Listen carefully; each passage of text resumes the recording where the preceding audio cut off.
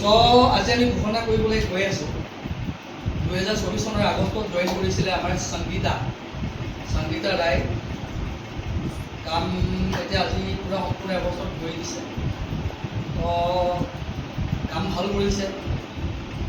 কেতিয়াবা ইমান হয় বাৰু কিন্তু কাম ভালেই কৰিছে যথেষ্টখিনি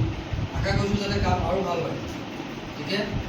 উদ্যোগীৰ প্ৰতি যিখিনি তাইৰ প্ৰমণি আছে যি কনফিউজন আছে আশা কৰোঁ কনফিউজন যাতে আৰু ভাল হয় তাই নিজেও যাতে ডেভেলপ কৰে উদ্যোগীটো যাতে গ্ৰ' কৰি লৈ যাব পাৰে ঠিকে তো এজ এ টিম লিডাৰ হিচাপে তাই কাম কৰি আছে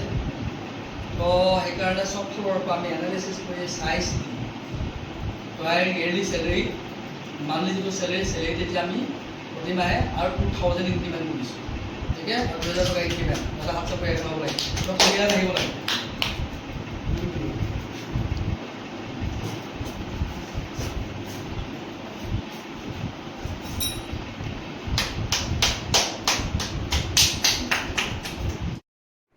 নমস্কাৰ মোৰ নাম অবিনাশ দত্ত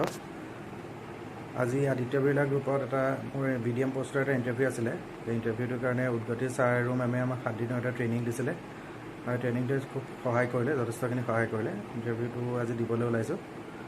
আৰু ছাৰ আৰু মেমক ইয়াৰ পৰাই ধন্যবাদ জনাইছোঁ